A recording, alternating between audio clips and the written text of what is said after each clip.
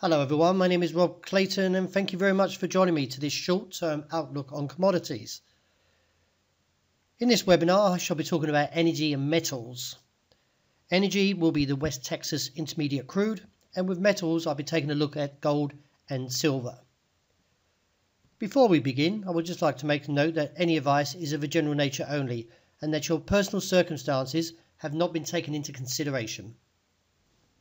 To begin with, the West Texas Intermediate Crude outlook is still questionable to whether a rally can sustain towards the $50.40 resistance. As you can see here, since the rejection 5 days ago, the market has traded sideways. Although the daily technical implications are slowly weakening, it should be noted that the bullish signs may soon buckle. From the recent rejection from 50.40 could set up a bearish scenario for this week and look back towards the support at $48.40. A break beneath here would influence further bearishness and reopen the downside to expose the suggested target of $46.7075. Conversely though, any rematch towards the top side, the market would need to sustain at least 24 hours over $50.40, but at this stage, while we've got a histogram that's declining and also a bearish or a negative crossover in the stochastic, with no trend from the ADX and an RSI that is declining, does support a bearish case for the start of this week. Over the last few days for gold, the market has struggled towards the resistance of 1,274, and from Friday's price action, challenges the downside and buckles the support at 1,257, and now exposing the next target of 1,249 to 50. The outlook for this week is negative.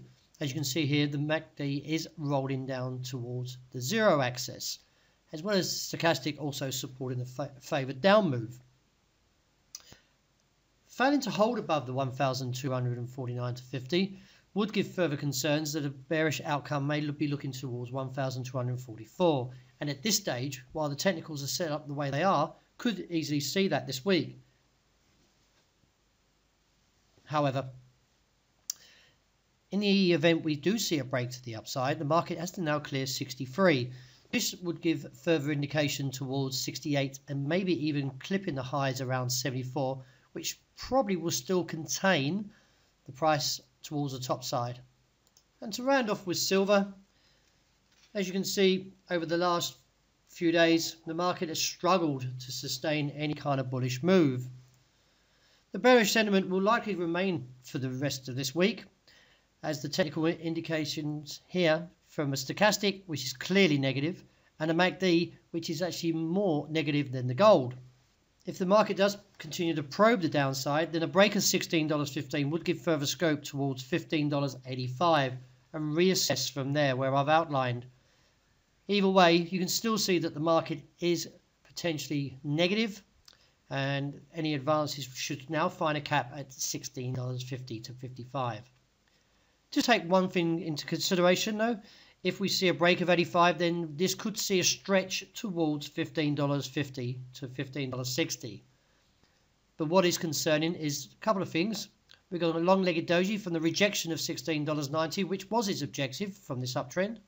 We've got a break now of this uptrend and a very heavy bearish candle on Friday, which does set up the market to probably start challenging the support.